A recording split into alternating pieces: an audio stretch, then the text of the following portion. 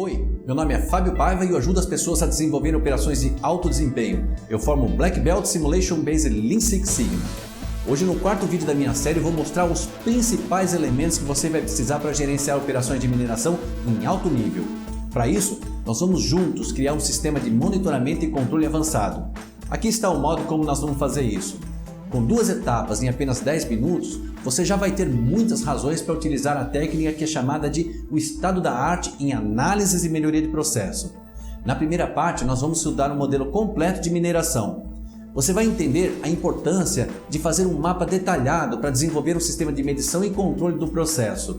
Depois disso, nós vamos abordar conceitos usados no layout e no dimensionamento, passando por tempos de ciclo variáveis e também a lógica dos equipamentos. Já a segunda parte é para você praticar. Diretamente no modelo do simulador, você mesmo vai criar variáveis de acordo com a necessidade de monitoramento e controle.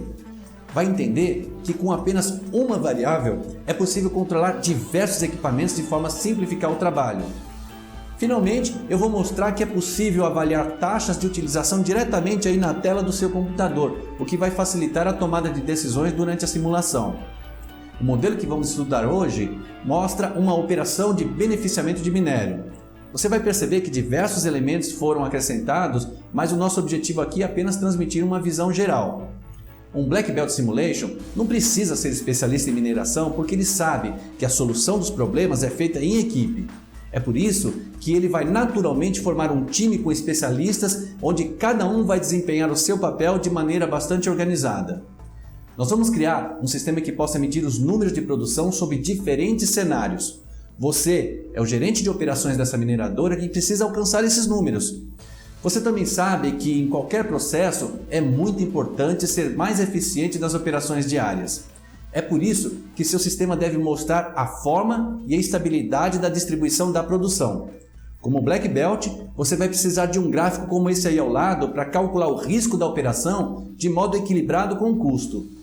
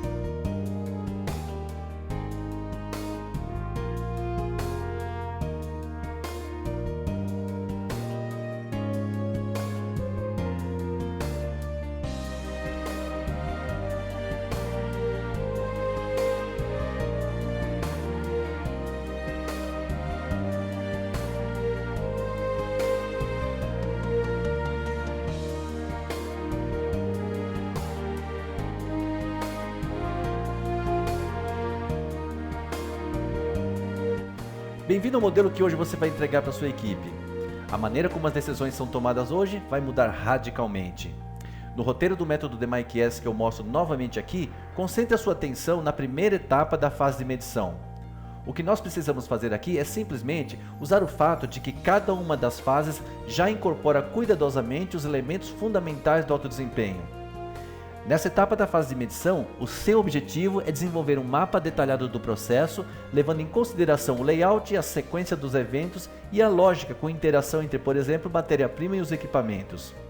É muito importante que você divida com seu time o nível de detalhamento adequado para o modelo. Só para alinhamento então, repasse comigo as 5 etapas de objetivos do método DMIC, começando pela definição, com o processo definido, medição, validando o desempenho, análise, onde teremos as causas definidas, implantação, com as soluções já testadas e finalmente controle, garantindo a durabilidade da solução. Será que a experiência de um Black Belt em indústria automotiva pode ser usada para melhorias em uma mineradora? Na fase de medição do DMIC-S, um mapa de processo detalhado vai ajudar bem a validar o desempenho, ainda mais porque dá para definir aonde vamos utilizar funções específicas na simulação. Veja os passos principais na elaboração do nosso mapa. Comece criando um grupo de trabalho com conhecimento adequado ao problema que desafia as pessoas. Em seguida, olhando seu CIPOC, Revisite e inspecione o processo com mais profundidade e acrescente novas fontes de variação que você descobrir. Use o formulário que eu disponibilizei na aula 2. Observe que ao lado você tem uma visão de como o mapa detalhado é feito, nada mais do que um fluxograma de processo. A verdadeira questão aqui não é como o processo opera, mas como documentar a operação do processo. Com esse mapa em mãos, eu tenho certeza que você mesmo vai poder simular o que ocorre nos britadores ou nas peneiras. Preste atenção máxima agora nesse ponto. Dá para simular o tamanho do produto relativo ao tamanho original da partícula que você decide usar. Com isso, você vai descobrir gargalos, identificar problemas e oportunidades de redução de custos.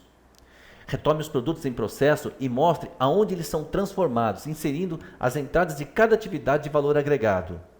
Veja que no britador inserimos parâmetros para a variável Crusher Gap, operando entre 0,2 e 0,5 polegadas. Para finalizar, você vai precisar descrever a saída de cada atividade, e isso será particularmente útil porque na próxima aula nós vamos falar de como é que você vai fazer para coletar os dados para o estudo, o que vai servir para a aplicação e validação das equações. Caso você tenha interesse em se aprofundar nesses detalhes, considere fazer o meu treinamento presencial. Você já deve ter visto como as equipes Kaizen estão acostumadas a trabalhar com o elemento espaço em projetos localizados de melhoria. O problema é que a maioria dos trabalhos em logística de impacto relevante são abrangentes e com fatores dinâmicos. Você vai perceber que é normal as áreas da planta ficarem todas com enorme desperdício em função da formação de pontos de gargalos que mudam de hora em hora. Acompanhe esse vídeo e veja que usamos escalas na inclinação das esteiras, nos comprimentos, capacidades e estoques intermediários. Bem simples, mas eu preciso que você esteja atento ao que realmente é importante, principalmente quando a distância significa relação com o tempo de transporte ou também com o acúmulo de material. Siga essas dicas e você será capaz de fazer um excelente trabalho. Não vai subestimar esse elemento. Lembre do modelo da manutenção de aeroporto da aula 3, onde consideramos as distâncias percorridas pelas aeronaves e também equipes de manutenção. Para ser bem claro, as distâncias percorridas pelas aeronaves e pelos mantenedores influenciam o dimensionamento das equipes de manutenção, principalmente ao considerar elementos de fila.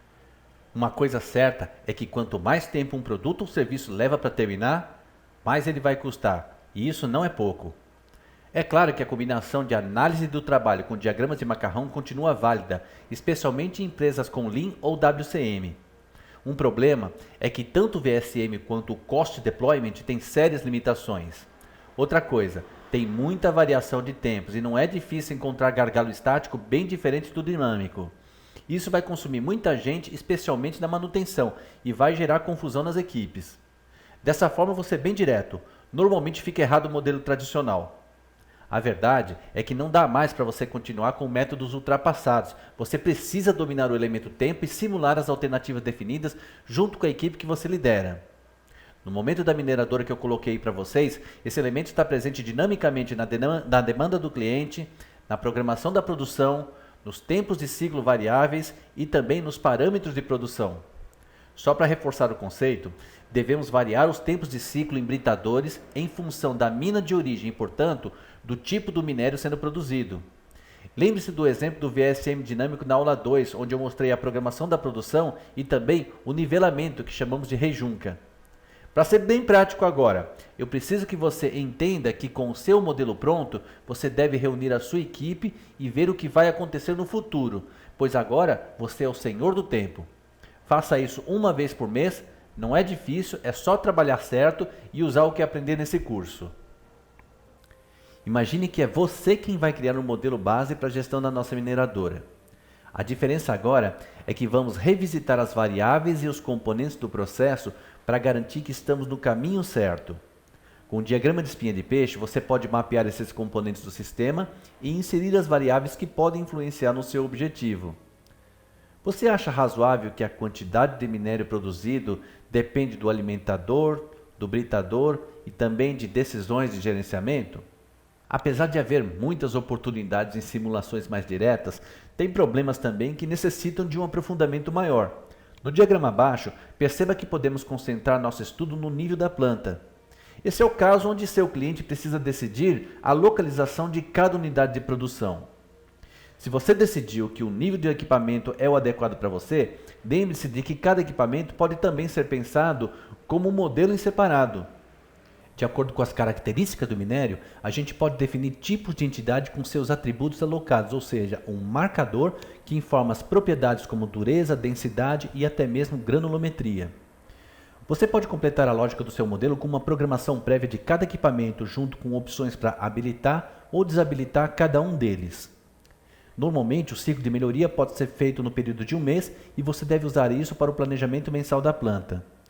Esteja atento ao fato de que cada variável utilizada no modelo deve estar ligada a um método de medição, onde normalmente você tem sensores ou métodos de imagem para que a gente possa criar as estatísticas.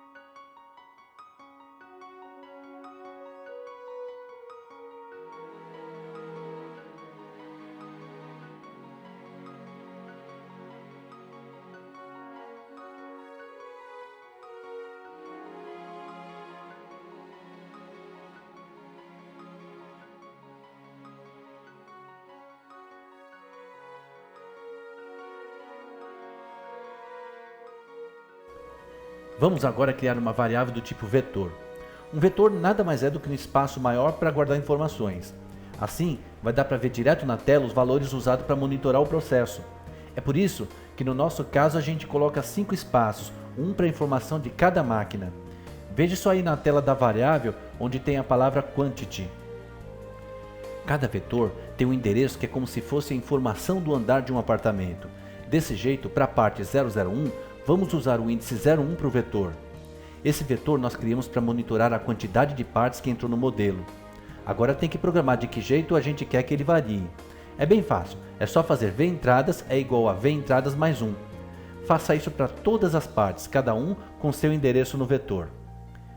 Depois de alimentar o vetor para 5 máquinas, um outro recurso de monitoramento que eu preciso que você conheça é o pútil. O sistema já tem a maioria das informações que você precisa usar pré-programadas. Nesse caso, vamos criar um vetor para monitorar o tempo útil de trabalho dos labor. Veja que novamente, primeiro criamos o vetor com 5 espaços. Isso feito, de uma só vez a gente vai alimentar esse vetor com a equação que está aí na tela. Foi escolhida a máquina 5 para alimentar o vetor, mas poderia ter sido em outro ponto. Note que é desse jeito que alimentamos cada identificador do vetor de 1 a 5 com o valor respectivo do pútil de cada labor.